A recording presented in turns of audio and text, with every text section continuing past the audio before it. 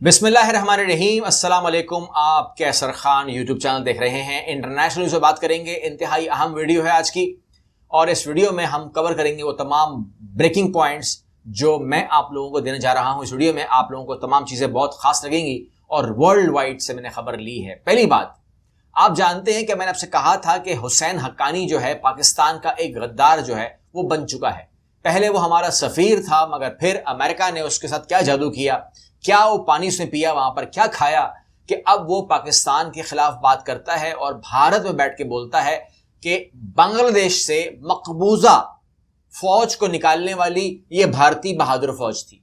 तो हमें वो मकबूजा फौज कहता है और भारतीय फौज को बहादुर कहता है। इस शख्स को मैं और आप पाकिस्तान का सफीर मानते रहे हैं और हमारे टैक्स के पैसे से ये वहां पर अमेरिका में एक आलीशान घर में और आलीशान ऑफिस में आलीशान गाड़ियों में घूमता फिरता रहा है। टैक्स का पैसा आपका और मेरा था। लेकिन अब वो कुछ कर नहीं सकता, बिकॉज अब जो है वो किसी पोजीशन में नहीं है। अब वो एक प्राइवेट काम कर रहा है और अपना काम चला रहा है। लेकिन हुसैन हक्कानी की तरह एक मुसीबत हमारे लिए नहीं होती है। हुसैन हक्कानी टाइप के लोग जो हैं वो हर मुल्क में होते हैं।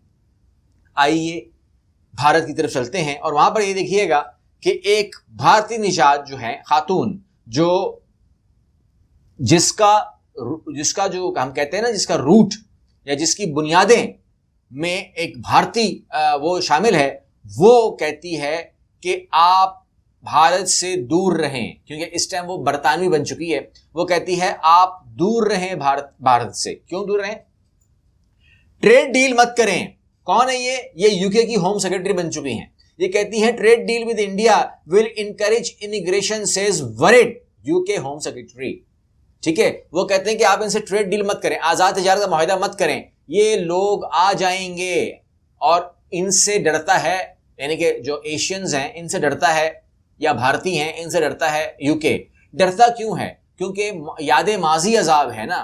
यानी कि बरतानिया ने एक टाइम को आकर के बरतानिया ने एक टाइम पे सरजमीन बर्रसगीर पे हुकूमत की, ठीक है ना। पूरे हिंदुस्तान को उसने रगड़ा दिया और हमारी बिलियंस और ट्रिलियंस डॉलर की जो असासे थे वो ले गए, हमारी तमाम हिकमत की किताबें ले गए, हमारी तमाम साइंस की किताबें ले गए, कोहिनूर का हीरा ले गए, कुछ भी नहीं छोड़ा। यानी कि आप कह सकते हैं कि बिल्कुल झाड़ के निचोड़ के इन्होंने छोड़ा था अपने हिसाब से। उसके बाद कुछ डिस्प्यूट छोड़कर, कुछ हालात खराब करके, कुछ तकलीफ दे करके, कुछ अजीब व गरीब मामले करके, आगे पीछे करके चले गए।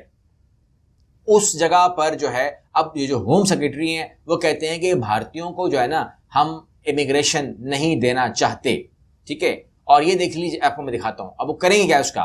ठीक है ना, वो इल्जाम लगा रही हैं, वो बात कर रही हूं सेक्रेटरी जो concern over trade deal with India और वरी इंक्रीज इन इमिग्रेशन। उनको तकलीफ ये है कि अगर हमने इनसे ऐसी बात की तो ये इमिग्रेशन के तो ऊपर आ जाएंगे, ये हिजरत करेंगे क्योंकि दोस्ती हो गई ना, और उसके बाद इनकी तादाद बढ़ जाएगी और ये प्रॉब्लम क्रिएटर हैं। यानी कि भारतीय निजात बोल रही है भारतीय प्रॉब्लम क्रिएटर हैं। तो आप सवाल करेंगे ना कि उन्होंने ऐसी क्या प्रॉब्लम कर दी है? क्या वो तादादें बहुत बढ़ चुके हैं? वो तादादें बहुत कम है। वहां पर 87% लोकल रहता है, वहां पर 13% बाहर के लोग रहते हैं। वहां पर ओवरऑल की बात कर रहा हूं तो उसमें भारतीय कितने होंगे? चाइनीज, पाकिस्तानी, बंगाली, श्रीलंकन, फिलिपिनो, दुनिया भर पर जो है वो 13% है।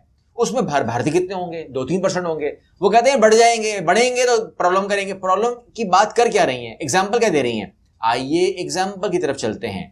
इन्होंने कहा कि जो लेस्टर रियोट हुआ उसके अंदर जो अनकंट्रोल्ड इमिग्रेशन है वो शामिल है। यानी कि उन्होंने कहा कि जब हमने इन्वेस्टिगेशन शुरू की होम मिनिस्ट्री ने, तो उसमें हमने आइडेंटिफाई करने शुरू किए। आपको याद होगा क्रिकेट मैच हुआ, पाकिस्तानी और इंडियन लड़ पड़े, लड़ते रहे।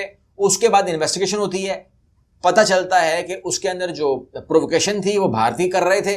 और वो भारतीय जो है उनको जब आइडेंटिफाई करने लगे, कैमरा के से सब कुछ करने लगे, तो पता लगा कि वो तो लीगल ही नहीं है। पाकिस्तानी भी लीगल वहां होते हैं, लेकिन नजर आ रहे थे, वो पकड़े जा रहे थे, लेकिन ये पकड़ना मुश्किल हो गया था इनको। तो जो इनकी मिनिस्ट्री है उसे तकलीफ पहुंची, तो उन्होंने बोला अभी तो हमने इनको वो नहीं किया हुआ, लगाम नहीं डाली हुई। ठीक है ना, यानी कि 0% की बात है इलीगल इमिग्रेशन। तो वो कहते हैं कि ये 0.90 के अंदर लगभग, मैं समझता हूं, मैंने जो लास्ट रिपोर्ट देखी थी वो कहते हैं उसके अंदर इनकी ये सूरत हाल है कि ये पूरा शहर उन्होंने उलट दिया। ठीक है ना, ये एडमिट करती हैं कि पाकिस्तानी वहां पर गलती पे नहीं थे। एक मैच वो जीत गए, वो सेलिब्रेट कर रहे थे, तो उनको सेलिब्रेट कर देना चाहिए था। जरूरी नहीं है कि आप सड़क पर खड़े होकर जो है उनको आप चीजें हिट करेंगे तो लड़ाई तो होगी, ठीक है ना। इसके ऊपर उन्होंने कहा कि इनको रोकना है। अच्छा, अब आप कहते हैं कि ये जो इलीगल्स हैं इसके ऊपर ये करते क्या है फिर, मतलब आप सवाल करेंगे ना, इलीगल को तो डिपोर्ट करना चाहिए। अच्छा, आपके दिमाग में जब डिपोर्ट आता है आपके दिमाग में क्या आता है, यार मैं लंदन में रहूंगा, मैं लंदन की बात कर रहा हूँ, दुबई में की बात नहीं कर रहा हूँ, या किसी और मुल्क की बात नहीं कर रहा हूँ, मैं या अमेरिका की बात भी नहीं कर रहा हूँ, मैं रहूंगा यूरोप में, रहूंगा लंदन में, एक्स्ट्रा टाइम गुजार लूंगा, ठीक है ना, ओवर स्टे कर जाऊंगा, 1 महीने के वीजे पे जाऊंगा, 1 साल गुजारूंगा, काम करता रहूंगा, पकड़ा गया तो मुझे वापस अपने मुल्क भेज देंगे। ऐसा दिमाग में आपके आ सकता है, तो ऐसा नहीं है। ये खबर आप स्क्रीन में देख रहे हैं, UK still backs Rwanda deportation है, ठीक है। यानी कि इसका मतलब ये हुआ कि इसके अंदर कानूनी के मामला हैं, लेकिन यूके जो है वो एक चैरिटी से एक वन वे टिकट खरीदेगा और खरीदता है और आपको डिपोर्ट कर देगा। आप तो डिपोर्ट हो रहे हो, कहां जाओगे, वन वे टिकट के ऊपर आपकी जेब खाली करेगा, आपकी जेब से सारे पैसे निकालेगा, उसके बाद आप बस समझ लीजिए कि आपको बिल्कुल 1-2 कपड़ों में आपको बिठाएगा, ठीक है, जहाज के अंदर, और आपको एक टिकट पकड़ाएगा, जहाज को बोलेगा जाओ छोड़ कर आओ। तो आपको याद होगा हिस्टोरिकली काला पानी, ठीक है ना, काला पानी अगर आपको पता है तो ठीक है, वरना मैं काला पानी में वीडियो कर सकता हूं। काला पानी, तड़ी पार, सब याद है आपको? अगर नहीं याद मुझे बताइएगा, ठीक है, मैं आपको बता दूंगा। यहां पर जो है काला पानी बना हुआ है रवांडा, और कहते हैं कि जो आदमी भी पकड़ा जाएगा वो रवांडा डिपोर्ट होगा। ठीक है जी, हो गया, क्लियर हो गया। तो रवांडा डिपोर्ट होगा, और रवांडा जो है ना इस टाइम उस जमाने का एक ऐसा मुल्क बना हुआ है जिसको आप कह सकते हैं काला पानी बना हुआ है। ओके, आगे चलते हैं। बात जो हम वहां कर ही रहे हैं, तो मैं आपके सामने एक खतरनाक चीज रख देता हूं, और वो वाकई में बहुत खतरनाक है, और वो ये है कि अमेरिका ने कहा 8 अक्टूबर को, मैंने देखा 8 अक्टूबर यानी कल, अमेरिका ने कहा कि भारत में जराइम और दहशतगर्दी अमेरिका का अपने शहरियों को सफरी इंतबा जारी। यानी कि कल मैंने ये रिपोर्ट की भी नहीं, मतलब मैंने खबर लगाई भी नहीं। अभी मैंने कहा कि इस खबर की मुझे उस टाइम, देखें बात यह है ना, बाज़ औक़ात कोई खबर के बाद जब खबर आती है तो उसकी अहमियत बढ़ जाती है। तो मैंने जब ये खबर पढ़ी, मैंने कहा यार ठीक है, अमेरिका करता रहता है ऐसी हरकतें। वहाँ पर उसने कहा कि जराइम बहुत हो गए, दहशतगर्दी बहुत हो गई है, और वहाँ पर जिनसी ज़्यादती जो है वो अब बसों के अंदर हो रही है, पब्लिक प्लेसेस के ऊपर हो रही है, कोई वहाँ पर महफूज नहीं है, सियाहती मुकामात और दीगर मुकामात पर जिनसी ज़्यादती हो रही है और कोई महफूज नहीं है। ट्रांसपोर्टरों, अड्डों पर, शॉपिंग मॉल्स, दफातर में दहशतगर्द हमले हो सकते हैं, वगैरह वगैरह वगैरह, बहुत तमाम बातें की। फिर उन्होंने कहा कि पाकिस्तान के बॉर्डर के साथ जो इनका एरिया है वहाँ मत जाना, वहाँ पर भी प्रॉब्लम्स हैं, गोलाबारी होती रहती हैं। मेरे दिमाग में इसके लिए कोई खबर की कोई वैल्यू नहीं थी, लेकिन जब आज अमेरिका ने एक और वार्निंग जारी की, यानी कि अमेरिका ने एक और जारी की, अमेरिका ने पाकिस्तान से मुताबिक ट्रैवल एडवाइजरी जारी कर दी। ये सेम डे है, कुछ घंटों के फर्क से है। उन्होंने कहा कि पाकिस्तान का सफर भी ख्याल से करो, बलूचिस्तान मत जाओ, KPK मत जाओ, सरहद पे मत जाओ, तमाम चीजें। तो मैं अलर्ट हो गया कि एक ही दिन के अंदर चंद घंटों के फर्क से 2 मुल्कों की पाबंदी लगा दी इन्होंने कि मत जाओ। तो मुझे ये समझ में आया है कि यहां पर कुछ हो सकता है। मतलब ये हुआ, अगर कोई कंट्री एकदम से 2 कंट्रीज को एक साथ टारगेट करे, इट्स मीन के कुछ दाल में काला है, और भारत और इंडिया में या तो कुछ हो सकता है या कुछ करवाया जा सकता है। भारत में कुछ करवाया जा सकता है जिसका इल्जाम पाकिस्तान पर डाला जा सकता है और प्रोवोकेशन होगी। हो सकता है पाकिस्तान में कुछ हो, उसका इल्जाम भारत पर डाला जाए, लेकिन ज़्यादा चांसेस ये हैं क्योंकि हमारे यहाँ इस बात को ज़्यादा अहमियत दी नहीं जाती, पाकिस्तान केयर नहीं करता इस बात की।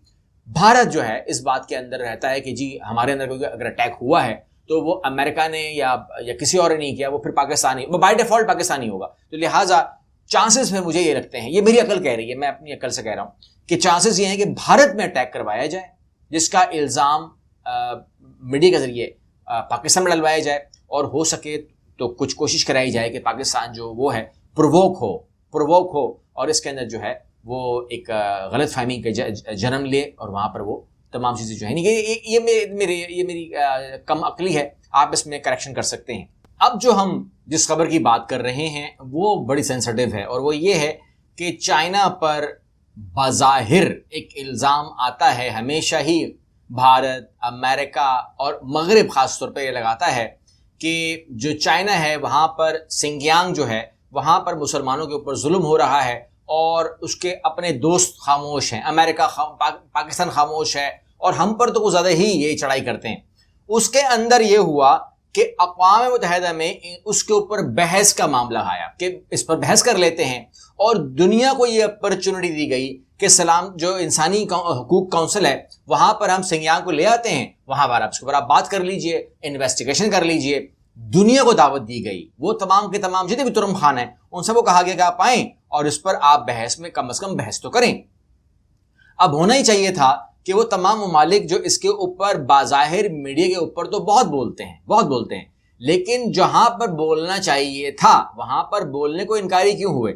यहां पर यह हुआ कि 47 रुकनी काउंसिल में शामिल हैं ममालिक ने सिंगियांग में इंसानी जो युगर मुस्लिम्स हैं उसकी बात कर रहा हूं, इंसानी हुकूक पर बहस के खिलाफ 17 के मुकाबले में 19 वोट दिए, यानी कि जो 47 वो थे रुकनी काउंसिल थे उसमें से 17 ने कहा कि बहस होनी चाहिए, 19 ने कहा नहीं होनी चाहिए, 11 ने हिस्सा ही नहीं लिया।